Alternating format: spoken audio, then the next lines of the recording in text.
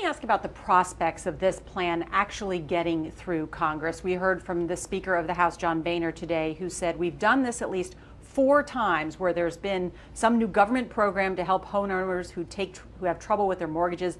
None of these programs have worked, and I don't know why anyone would think this next idea is going to work. What's your response? Well, Norah, I don't do the politics here. I'm the housing secretary, but I'll tell you what I do know. I've talked to enough homeowners, some of the million families who've been able to refinance their mortgage, even though they were underwater because they have a Fannie Mae and Freddie Mac or Freddie Mac mortgage. And I'll tell you, I don't know any Democrats or Republicans that would say that it's fair that a family who's playing by the rules, paying their mortgage, and simply because they happen not to have a Fannie Mae or Freddie Mac mortgage, that they're locked out of refinancing and saving $3,000 a year. We had bipartisan support last year for the changes the president proposed to allow Fannie Mae and Freddie Mac borrowers to refinance.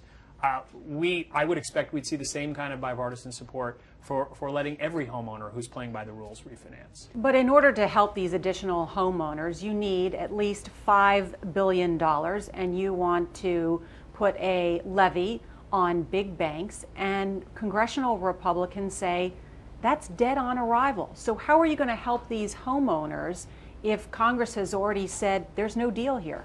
Recognize this was a huge challenge we faced when the president walked into office. We'd had house prices that had declined for 30 straight months in a row. And the truth is, there's no single magic bullet to solve all of these problems. But Democrats on Capitol Hill 2 years ago refused this tax on banks.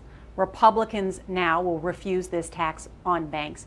So is this another administration proposal to politically court homeowners in key battleground states like Nevada, Colorado, Arizona, Florida? We have made major strides in opening up refinancing to homeowners through executive action. The president announced last fall that he was calling on us to work with Fannie Mae and Freddie Mac to get those homeowners relief. We've done it in FHA. And I will tell you, if you go talk to a family that today has $3,000 more in their pocket to spend on putting their kids through school or taking care of their family, they don't care about politics. They care about being able to provide for their family. They've done the right thing. They ought to have that. So let's leave the politics aside here. This is the right thing to do. You mentioned, I mean, this is the forum that Richard Cordray is working at the Consumer Protection Board. When's this going to be available? When will this be in action? Well, you should talk to Richard Cordray about that. I know that he's pretty far along because you're holding an example of the form right there. But you can force every bank to use this as the actual form? Well, the truth is, without Congress?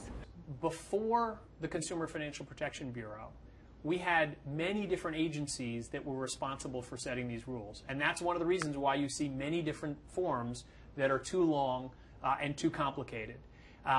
Because we created the Consumer Financial Protection Bureau, we consolidated many of those authorities into a single place whose sole job is to protect consumers. And that's what's going to lead to having a simpler, clearer form. Mm-hmm.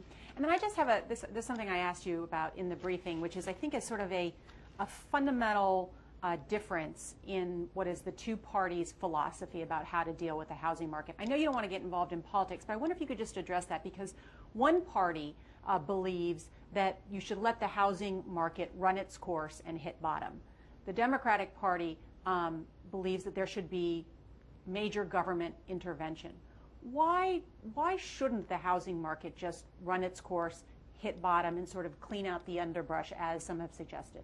Well, Norah, to me, it's a little bit like saying a house is on fire. It might actually cause the whole neighborhood to go up in flames, but we're going to let it work itself out. Let the fire burn. Let it do its work. Let nature run its course. The truth is that if you're a homeowner who's doing everything right, paying your bills, and you live next door to a house that ends up being foreclosed, sits vacant for a few months, your own house loses tens of thousands of dollars in value if that house next door is sitting vacant. So we have families, middle-class families, that are playing by the rules, doing all the right things, that are being hurt by other people's misfortune. And that's what we're talking about. Let's be clear when we talk about just letting the market work. Innocent families seeing their main nest egg eliminated, college savings that they would have had for their kids to go to school wiped out. That's the damage that we're talking about if we just, quote unquote, let the market do this. The president said today he's not going to sit on his hands. He's not going to let middle-class families who've done the right thing, played by the rules, suffer for other people's irresponsibility. We're going to keep fighting. We're going to keep doing more. And we're simply not going to sit on our hands and let those families suffer.